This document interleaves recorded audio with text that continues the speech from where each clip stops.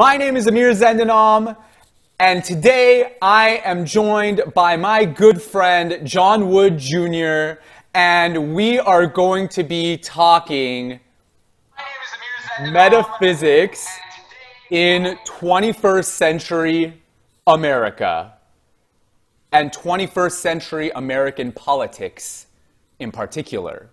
So let me repeat that again. We are going to be discussing metaphysics in 21st century United States politics. And we're going to be going through history and stuff too. And we got John right here on the live. So if you're watching this right now, please do me a favor, hit that like button, subscribe, leave a comment, let me know what kind of videos you want to see next. Thank you so much for being here. Those likes really help get this video out. So, John is, I love this man. Let me just introduce him real quick. He is currently the national ambassador for Braver Angels, which is an epic organization that y'all should check out immediately. John, in the past, how I originally met him, we met when we were in the Republican Party together. In the Los Angeles County Republican Party, which is the biggest Republican Party in the country. John ran for Congress in the 43rd Congressional District, which is the district that Maxine Waters is in. So he was running against Maxine Waters in 2014. At the time that we were both in the LA Republican Party together, he was also the vice chair of the Los Angeles County Republican Party. And, you know, we had a lot of positive connections together. And the more we talk about these ideas, the more it's just been driving my soul to be like, yo, man, we need to talk about this stuff with the people publicly now. How you doing, John? Bro, I'm doing good, man. It is good to be on the line with you again, Amir Zendanov. After all these years, baby. After all these years, we are still going strong, man. How about that? And of course, you know, you look about exactly the same. Let me say, I've grown a little bit in the hair and facial hair department. Then again, I take it back because you were clean shaven for a little while. I got the beard growing out right now. Actually, I got the clean shave down here. You know, yes. It's kind of like the new age mullet. You know, like we got the fun over here, and then like you know. Well, see, is that way you maintain the professional sleekness, like below the jawline, but you got the manly kind of growth, up above it. And so it's the best of both worlds. I don't know. I probably need to see. I should have cleaned this up a little bit before I came out. That's all right, man. I can't grow a full beard anyway. It don't matter.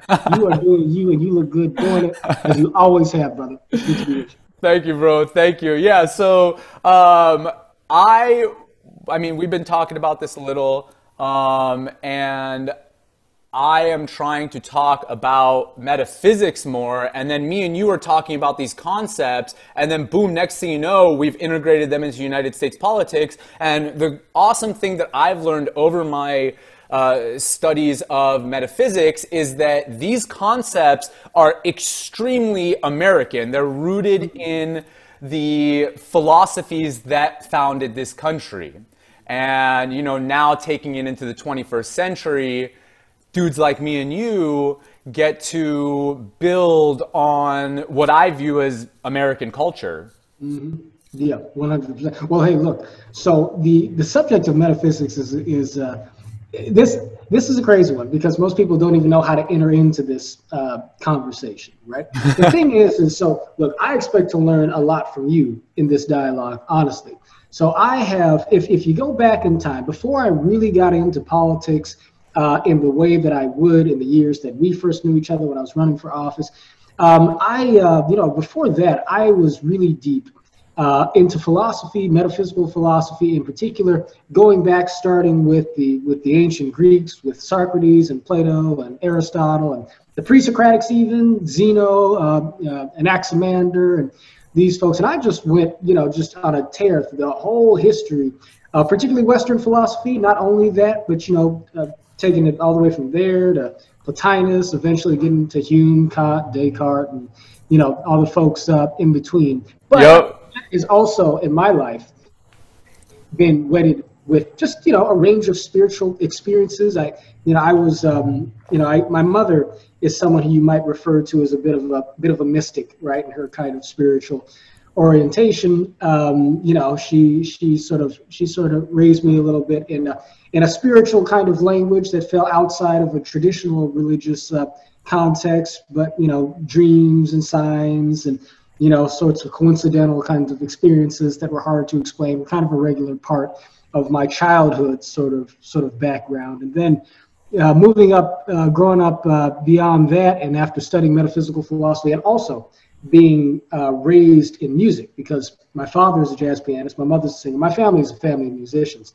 My dad has a socio-political worldview that is anchored entirely in music as kind of driving the cultural health of the United States. So that was kind of my first kind of ideological kind of education, was through my father's worldview. And that intersected with my mother's in a way that made me very much sort of attuned to the ways in which, you know, what you could call spiritual, but what you could also just sort of think of as the phenomenological aspects of our reality, the way we experience things on a conscious and subconscious level, kind of permeate the way we think about things politically, socially, philosophically, structurally, in a way that connects your internal disposition to every other way in which you interact with the world. And so for a lot of people listening to that rant right there, that was just a bunch of crazy jarbled nonsense. I totally recognize that. But that's why you got to actually jump into the conversation so these things can make some sense. So you and I might have to do this 2 or 3 times before we can get folks up to speed, man, but I'm happy just to begin. You know, it's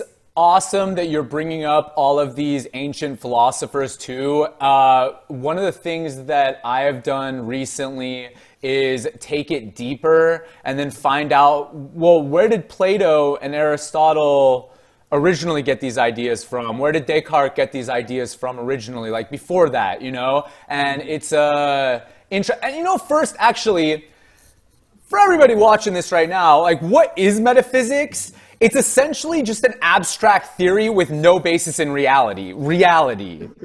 So what you consider reality is not actually the reality of everything that's going on. This is like our base reality, and the principles of metaphysics, it deals with, you know, things like abstract concepts like being, knowing, you know, identity, time and space.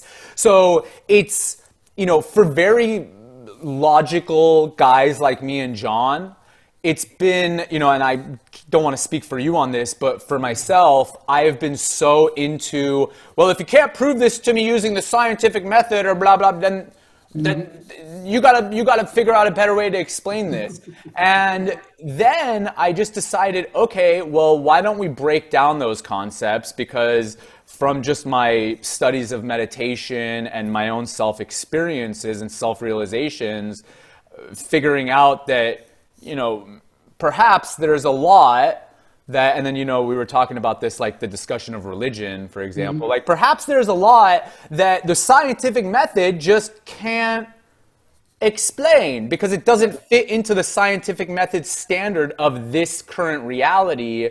However, anybody who's gone into deep meditation or, you know, done things like DMT or mushrooms or, you know, these psychedelic plant medicines that, you know, get you seeing things that you don't typically see. It was connecting those dots where I was like, wait a minute, this is more real than, is this even real? You know, I like how you explain metaphysics as an abstract theory with no basis in reality. So in other words, like basically like the humanities, right? Yeah.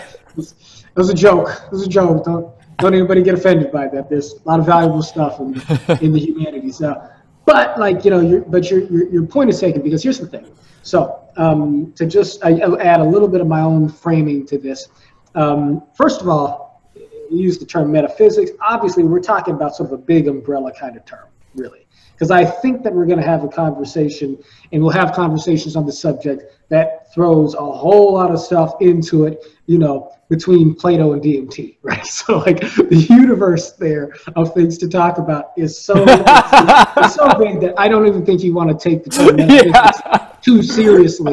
It's just the word we have to use to get into it, right? Yes, yes. But to your point though about, you know, folks saying, well, look, this isn't real to me unless I can verify it through use of the scientific method. One, it's not necessarily the case that some aspects, I think, at least of this conversation that are important to understanding the larger context can't be thought of within the framework of the scientific method. But two, putting that aside for the moment, I think that there's a way in which the world that we are living in now, and in many respects this is a good thing, is kind of the descendant it's the descendant of the Enlightenment, it's the descendant of the scientific revolution, it's the descendant of sort of a renaissance in human intellectual thought that comes to appreciate things in material terms, right? And that was a very important transition in history because it helped cut off so many of the excesses of religion. It helped to ground human knowing and understanding in a way that allows us to develop the structures of society and technology and these various other things. But the problem that came with that I think is grossly underappreciated, but that interestingly, folks like way out on the New Age left kind of understand, and many folks in more conservative religious circles and just philosophical circles can understand, is that there was lost in that transition, I think, an appreciation for the way in which inward human experience is, one, determinative of all other experience, right? But two, is correlated to actual patterns in moral behavior that you cannot master unless you have a spiritual framework and vocabulary for understanding them, right? Yes. And so, preserving that philosophical conversation is important. And again, a lot of what me and Amir are about to talk about right now is going to sound like nonsense and bullshit, to some of you right off, but totally fine. Just take the ride with us and at least see if you can't get a handle on what we're trying to say, before you come down one way or another. It'll be fun regardless. And I love the fact that when I started going deep into the study of metaphysics, I was finding that all of these great philosophers that we learned in school, Plato, Aristotle, these type of Descartes, Enlightenment thinkers, these are dudes we learned about in public schools, that they still teach in public schools.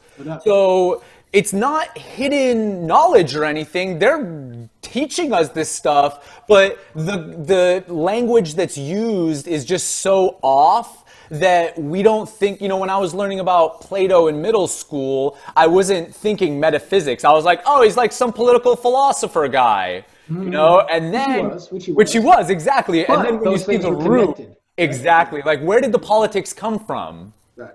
And that's like and for the people watching too, I was one of the most resistant to these concepts for so many years. And then when I just decided to surrender and be like, maybe my religious friends actually, like just maybe, let's just ponder the thought that perhaps they're saying, because from my study, I was a religious studies major for half of college, and I took this religious philosophy class, and we learned all the different main religions, right? And then when we learned that, I was like, wait, they're all saying the same thing. I was like, I just learned about Christianity and Judaism and Islam, and then Confucianism and Taoism and Buddhism and Hinduism and Jainism, and I was like, you guys have been fighting for thousands of years because of this? Because ultimately, at the end of the day, what are all these religions, what are all of the people on the planet trying to express? Love. I think so. I think it does come down to that. So go ahead and start us off, man. I mean, what to you is like the point at which, because it's such a big thing, and we're not going to have time to go nearly as deep as we want to go, so we should do this again.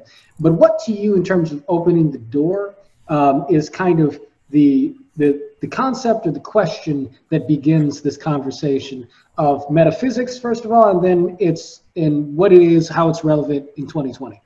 Yeah, so, the first thing that we did before we started this was take a deep breath in and then a deep breath out. And just from that deep breath in and deep breath out is where you start understanding the reality of these concepts. Because when a human does, and then on that release, you feel magical. So taking it a step further into that, from what my studies were teaching me, I've been studying all of the, what we considered Eastern philosophies, right? Like yoga, meditation, and I'm like, wait a minute, these aren't just Eastern practices. the West is chock full of these ideas, and we just don't know about them. So you mentioned a handful of philosophers that I love too, like Aristotle, Plato, Kant, Descartes, Leibniz, Spinoza, Nietzsche, Carl Jung, all the way back before, let's say even before the time of the Greek philosophers. We have in ancient Iran, Zarathustra, who is the founder of Zoroastrianism, who is arguably the philosopher who set up a lot of these philosophies that many of these men, all the way up from Aristotle to Nietzsche, were discussing. I mean, Nietzsche wrote his famous book is Thus Spoke Zarathustra. So if you haven't read that book, I highly recommend everybody read it, because it shows that humans are one, and we all come from the one source. So right now we are in a position in society where we're in a transitional period, right? And this transitional period isn't an overnight thing. It's not a one-year thing. It's potentially hundreds, if not thousands of years, because in the grand scheme of reality outside of this current perceived reality, there is no time. A billion years could be like that. And when you go into deep meditations, you find the breakdown of space and time. And when I study many of these philosophers, all the way down to the founding fathers of the United States, who were using many of these philosophers that me and John have already mentioned, all the way to Zarathustra.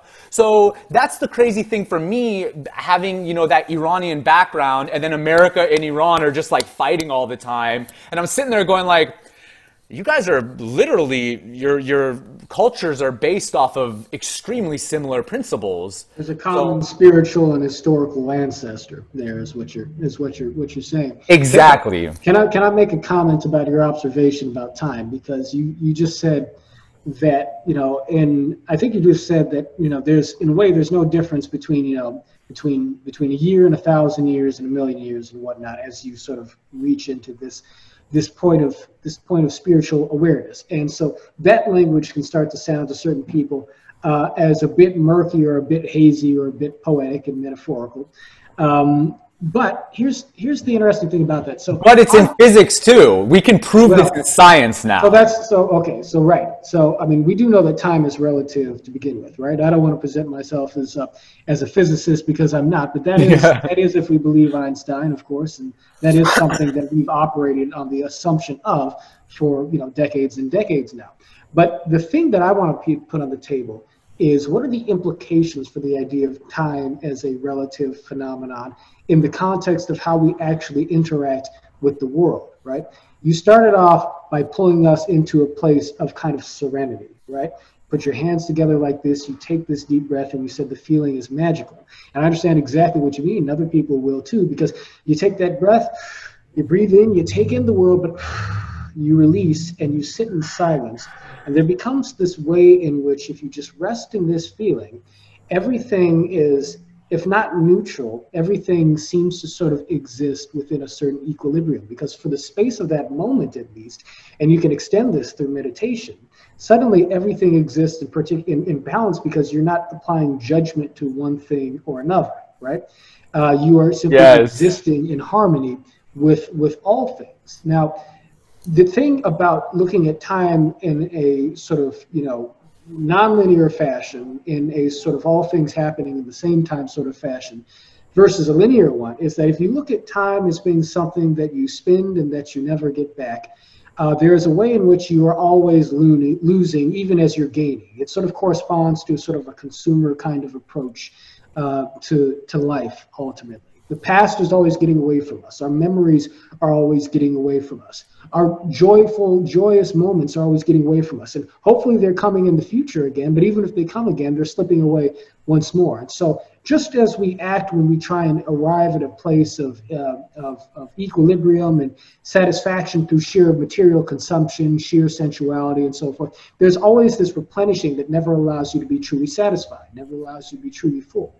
If, on the other hand, you exist in a frame of mind that says that ultimately all things that happen are happening within the same space, it doesn't eliminate the experience of differentiation. Within this eternal moment, different things are taking place. And yes, things happen in what we call the past that in some sense are irretrievable.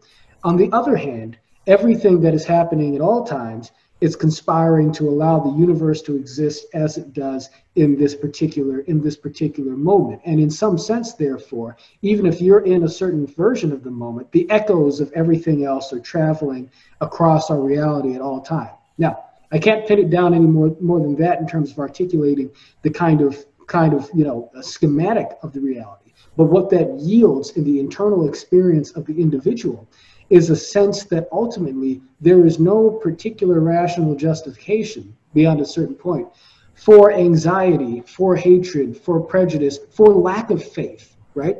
Because if you see all things as happening according to sort of a singularly fused kind of balance in reality, if you come into life with the axiomatic assumption that things are as they are meant to be, and your role and experience is simply to learn and understand why that is, then all of a sudden you don't experience the anxiety which comes with being prejudiced or judgmental about facets of reality, because you see reality as fitting into a whole at all times, right?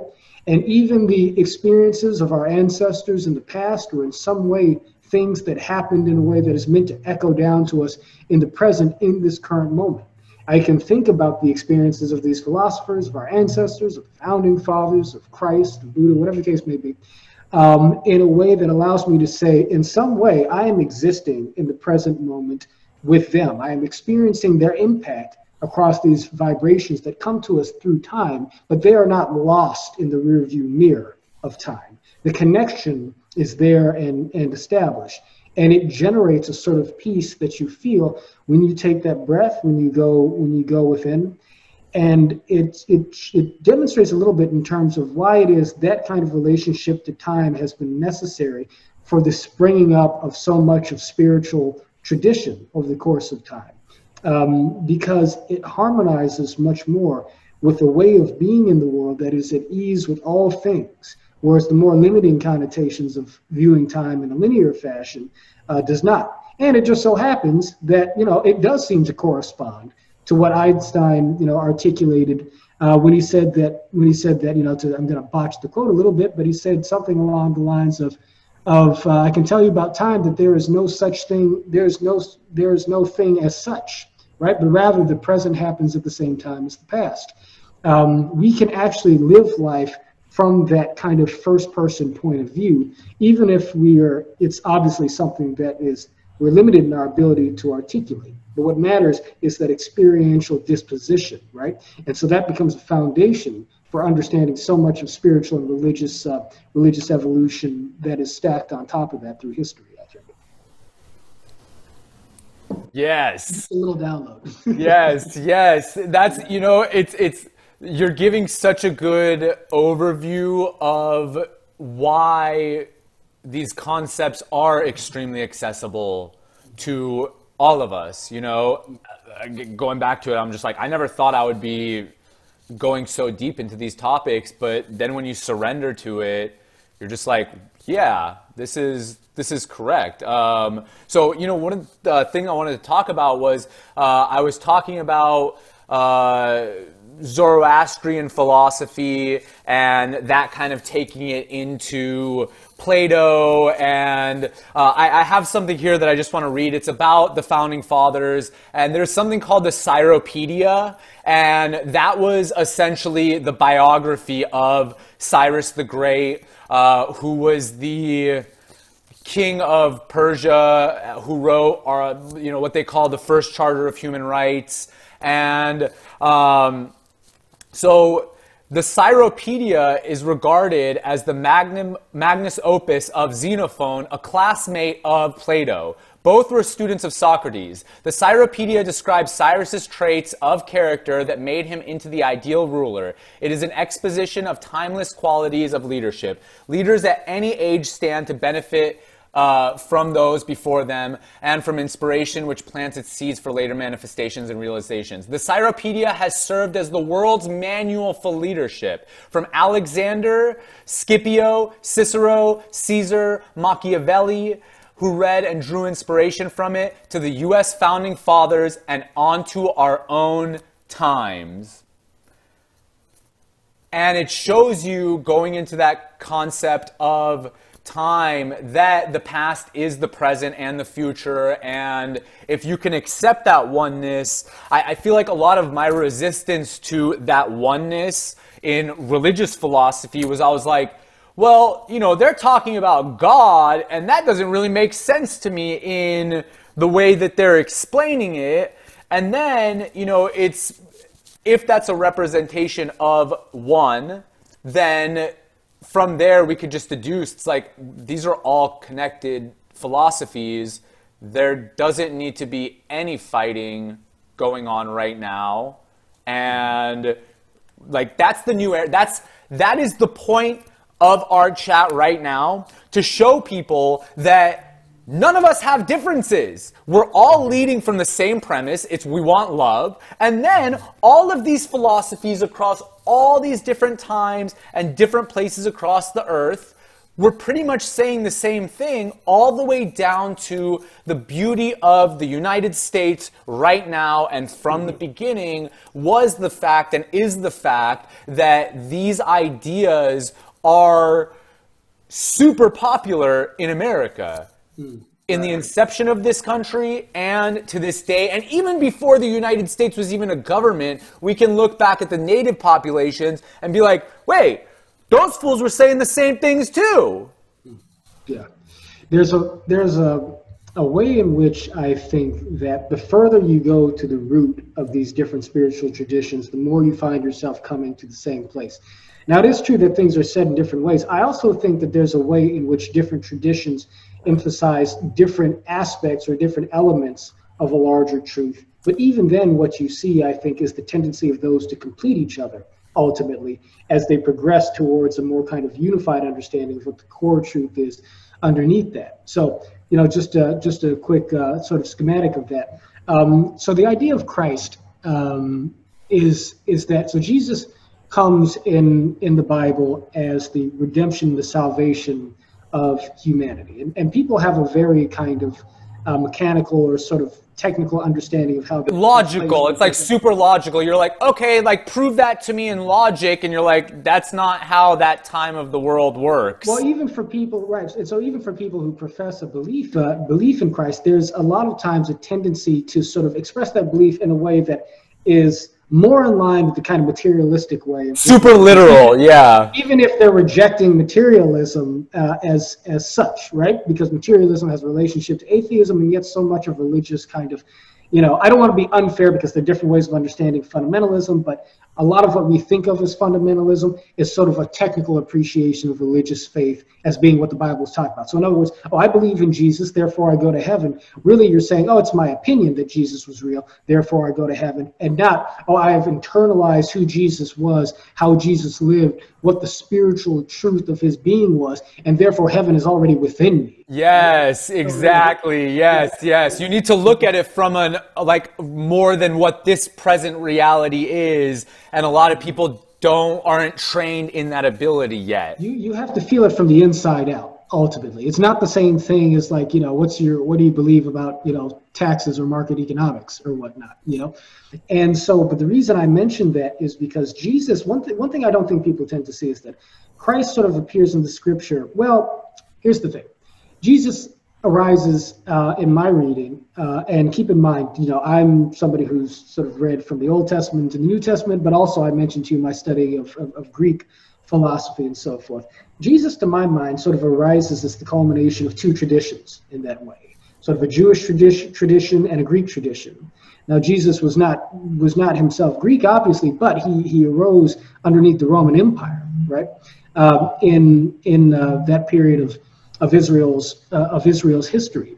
And so he comes about, the obvious sort of, within the context of the story, take it metaphorically if you like, but he comes about as the fulfillment of the sort of Mosaic law, Mosaic prophecies.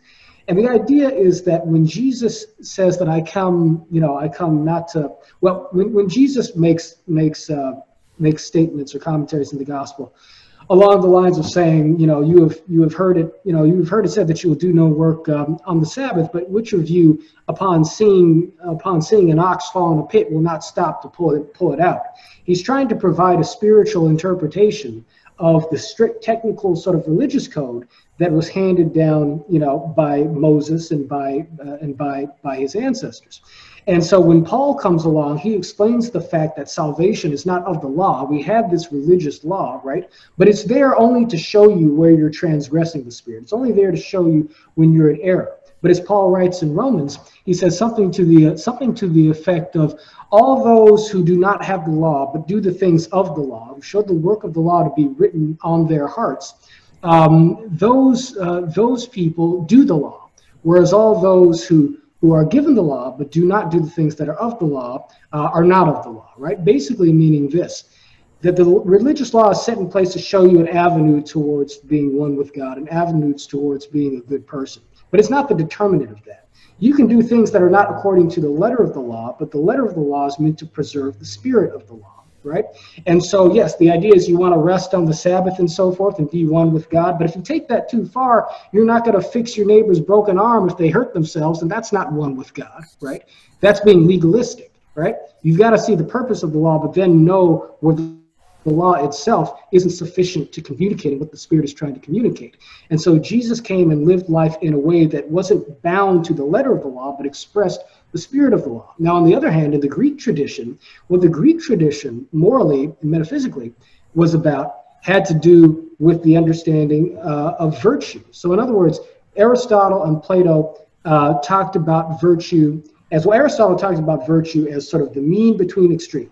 Courage is a virtue. Too much courage is foolhardiness, however. Too little courage is cowardice. And every other virtue exists in that sort of a way. When Jesus comes along, he interacts, well, his disciples interact significantly with people who inherit the Greek tradition. Those are the Gentiles, right? And so, because the letter of the law is not what's important for understanding Jesus, most of Jesus's disciples don't require Greeks to, get circumcised and do all the things of the Mosaic tradition. But what Greeks see in Jesus is a person who perfectly embodies that virtue that starts to be illustrated in the tradition of Plato and Aristotle and so forth. Someone who has the perfect mean of courage, the perfect mean of wisdom, the perfect mean of generosity, and all of these other things. And so in the sort of teachings of Jesus, you have this vision of what the kind of spiritually complete virtuous individual is, and therefore sort of the Greek tradition and the Jewish tradition kind of meet in this teaching of not just believing in Christ, but this idea that, the golden rule, to do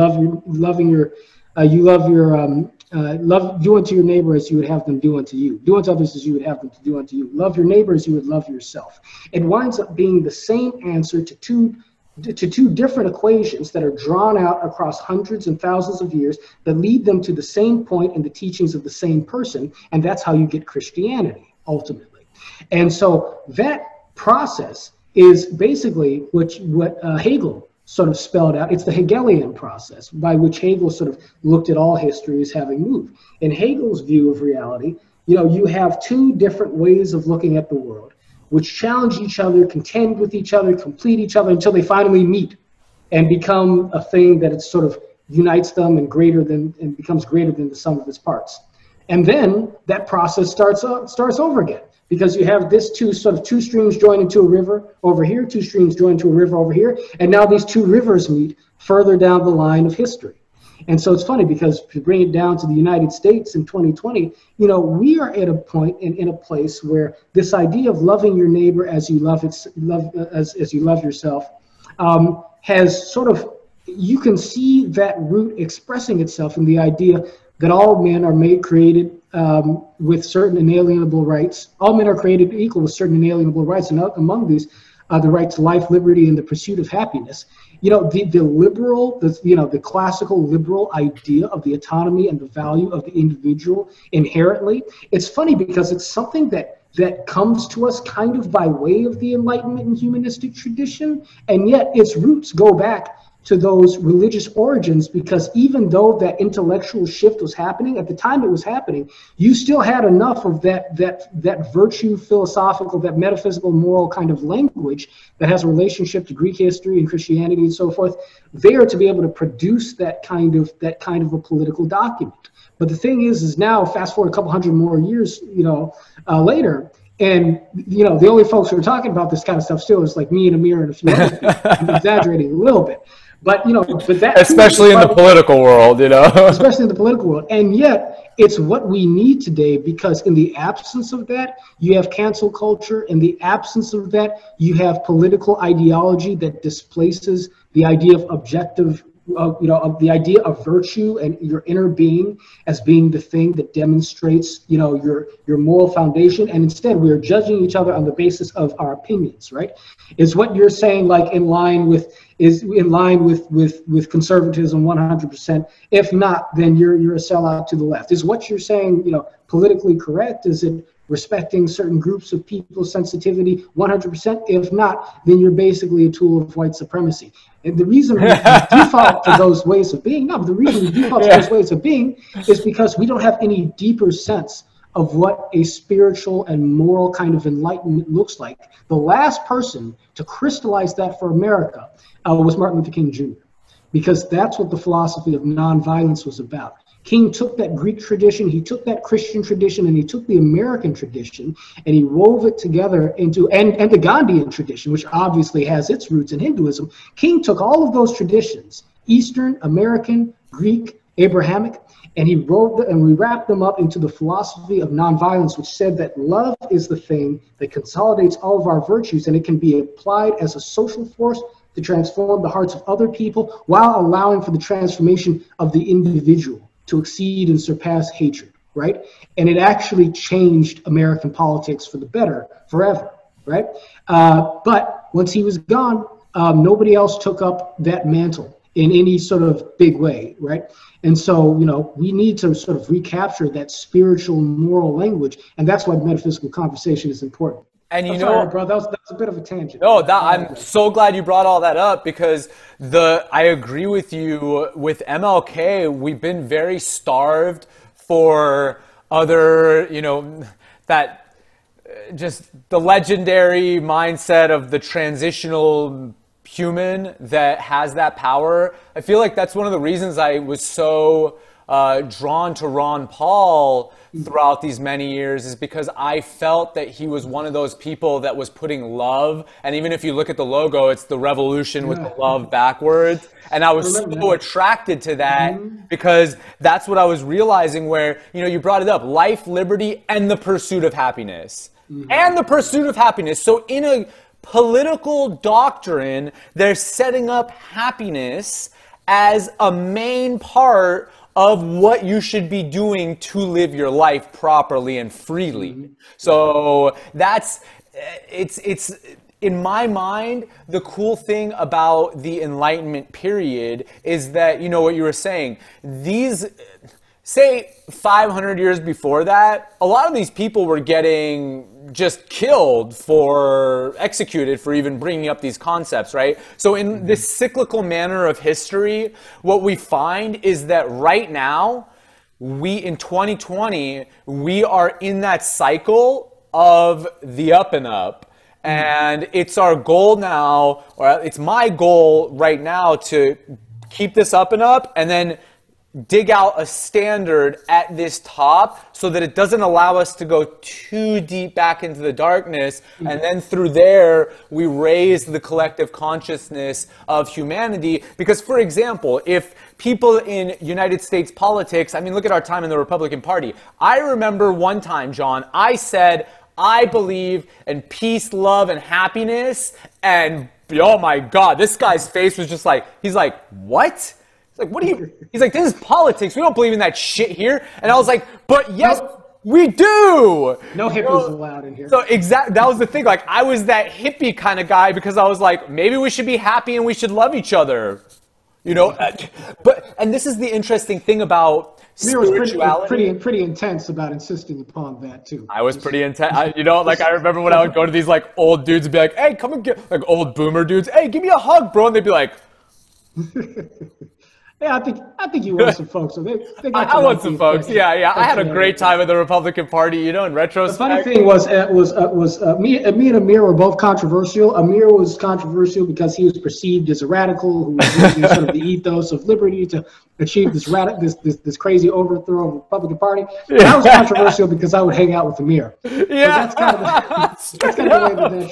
that shook out. We were like associate. It was so funny because John does such a good job of like normalizing these concepts, and I'm just like, give me a hug, peace, love, happiness. You know, that's what I've been learning. You know, I've learned a lot from guys like you who learn to just like calm it down a little. And, you know, because for me, I'm just so excited. You see this excitement right now. I'm like, oh my God, I get to talk about these ideas with somebody. Like, what? You know? But your energy boosts my ability to do what I do, though. So you know, Oh, yeah, thank you. it's a compatible thing. And we always had each other's backs too. You know, it showed me the type of relationship that me and John built was really valuable and important in my life because we didn't agree on everything.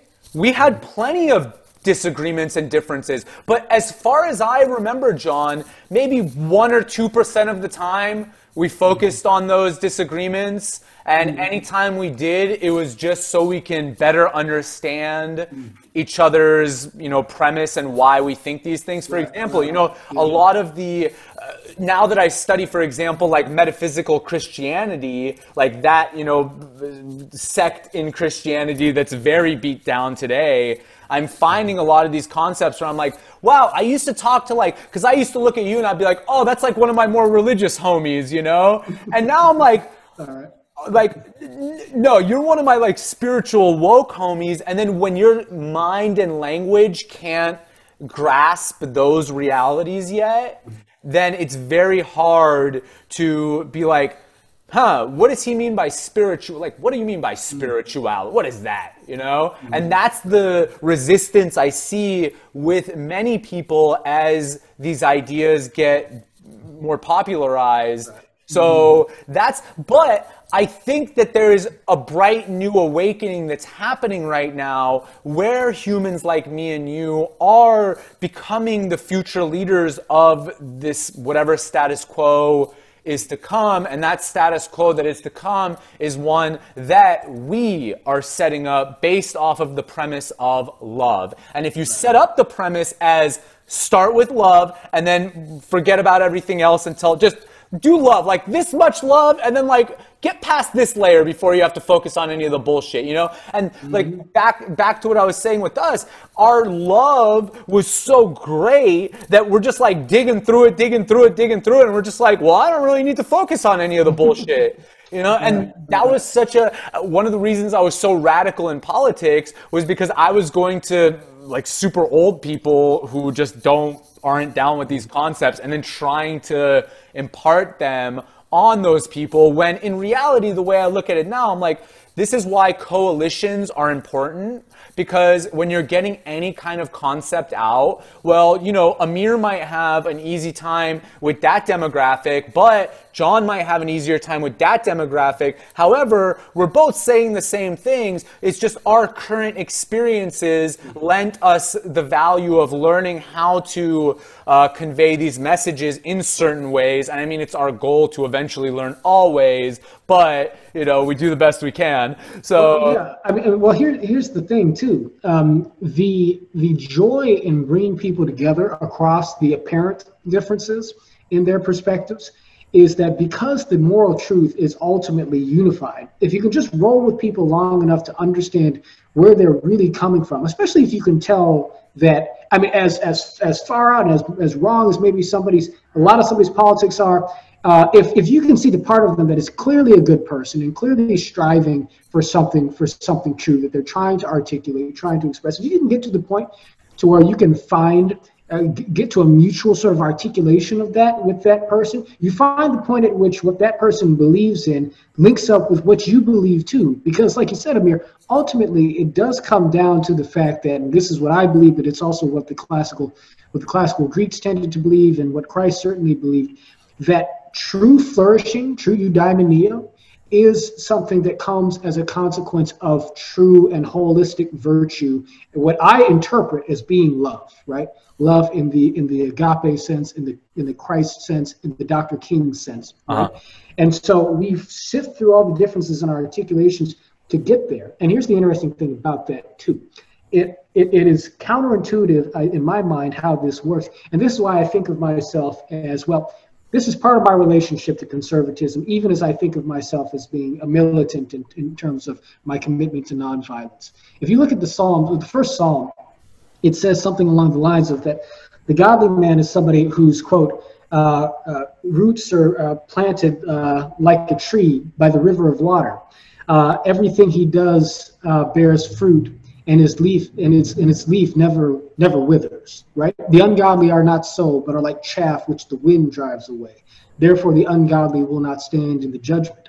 What is the visual of the righteous man that's demonstrating that context? It's not the visual of somebody who's necessarily, the warrior, charging up the hill, laying waste to a rival army. In this case, what the visual is of a tree whose roots go deep, so that the tree can withstand the forces of nature that will otherwise blow away the rootness. See, the thing is when we love each other, we strengthen each other because we're committed to each other for reasons beyond mere transaction, right? And that's the real heart of human moral evolution. Amir, if you and I stand shoulder to shoulder and look out for each other's welfare, but we also make that our way of being with all of the other people we encounter, even when we disagree with them, then when shit gets rough, when the storm blows in, when the things happen that begin to seem to uproot society, the folks who are virtuous, whose virtue is demonstrated in the way that they treat and love each other, find their roots buried deep into the ground so that they are not blown away with the wind. Why? Because we find ways to work together that actually work. We sacrifice on each other's behalf. We learn from each other. We experience greater joy together. We are healthier together because we are honestly looking out for each other's well-being and not just using each other's company for transient sort of consumption-based self-gratification. We become the type of people together who can withstand any challenge, right? And so when you look in the Gospels and references made to the rapture, that verse in the Gospels is often interpreted as somebody being taken up into heaven, but it's exactly the opposite. When that verse talks about people being taken away, it's basically talking about a storm coming through or flood coming through and sweeping away other folks. But the people whose roots are in the ground, think of the Ents in the second Lord of the Rings movie when the dam breaks and all the orcs get washed away because their trees, they stand their ground in the water. Yes, the water just goes right through them. Yeah, it just goes right through them. It's the same basic principle. And so you've got so many folks out there looking for revolutions. You got so many folks out there who are active, and it's all great. But the thing is that, the real work of changing society for the better is not pulling down the structures of society without thinking through, well, geez, if I screw everybody over trying to destroy what is, how do I build something back from that, from the ashes, when I haven't gone about doing what I'm doing from a place of love and a constructive attitude to begin with. The real revolution has to be in tilling the soil where righteous people can treat each other well and withstand the shit that goes on around us. Because, governments, institutions, they're always going to rise, they're always going to fall. But the tribe of people that really reproduces itself, that true Israel, is people who love one another as they love themselves. People who even love their enemies, as they love themselves. Those are the people whose lineage endures, because those are the people who are built up the most because they have the resources of genuine human friendship to do it with. And so that principle, the universal principle of love that you identified, Amir, as sort of being the point at which all great traditions meet, also yields that way of being in the world in which all great traditions produce human beings from different tribes that become one in the same tribe, not just based off of an aesthetic of multiculturalism, but based off of a reality of shared virtue that goes beyond words. Yes.